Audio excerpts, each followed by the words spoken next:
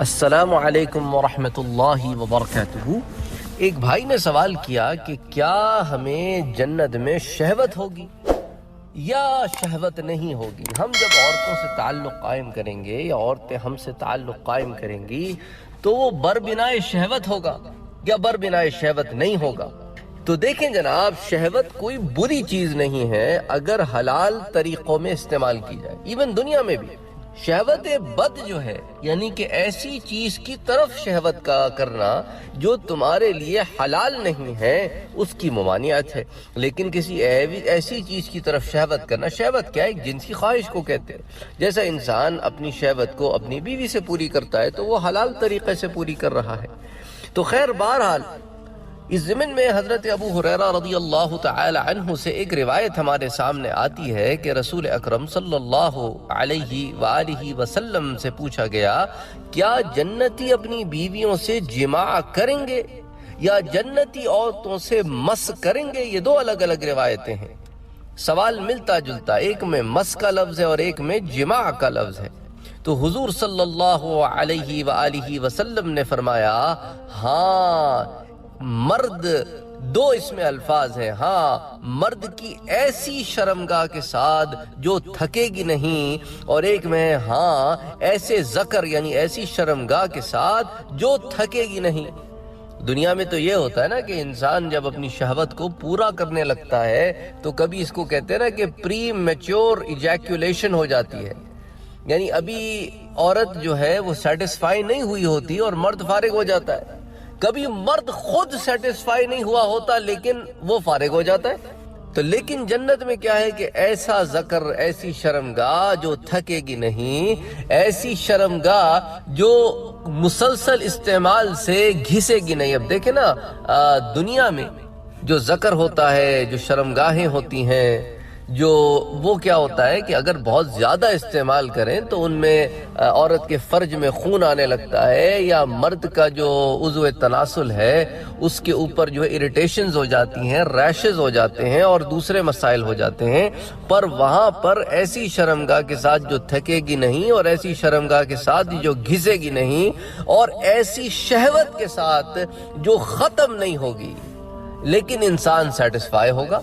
یہ بڑا کمال ہے نا، تم سیٹسفائیڈ رہو گے، جتنا مرضی چاہے کرو گے اور سیٹسفائی ہوگے، پھر جتنا جب مرضی کرے گی پھر جتنا مرضی چاہے کرو گے سیٹسفائی ہوگے۔ اس روایت کو امام بزار نے مسند البزار میں روایت کیا ہے، حدیث نمبر ہے 3524۔ اب یہ وہ باتیں ہیں جو لوگوں کو سمجھ میں نہیں آتی، اس کی وجہ یہ ہے کہ لوگ اس کو دنیا کے لحاظ سے سوچ رہے ہوتے ہیں۔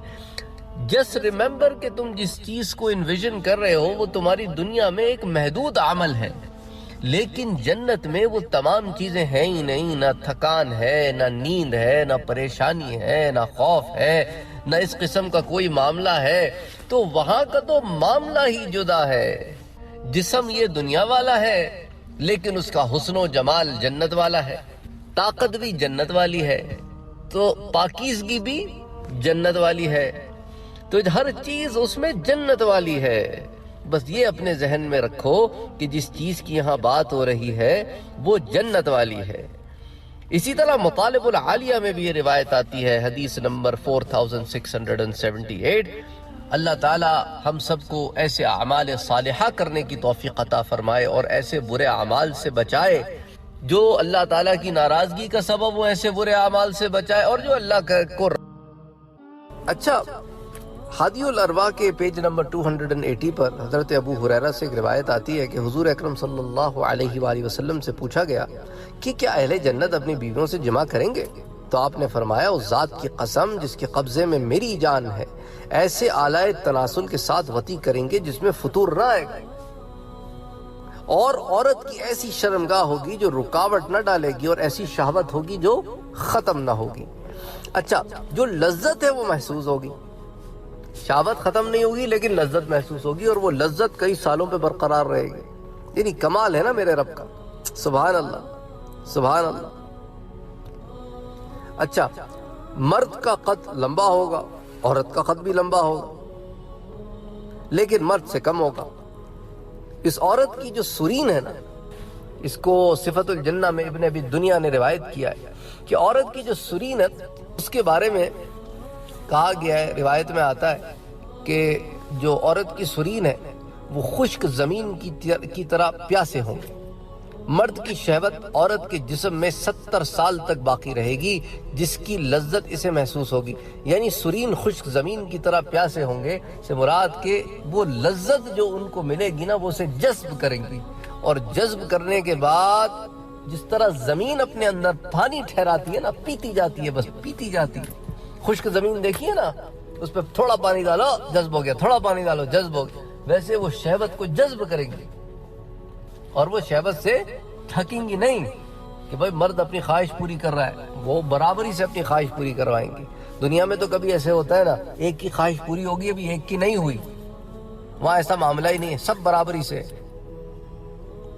تو اسی لیے جو ہے یہ بات بھی صفت الجنہ میں آتی ہے کہ اس طرح کا معاملہ ہوگا۔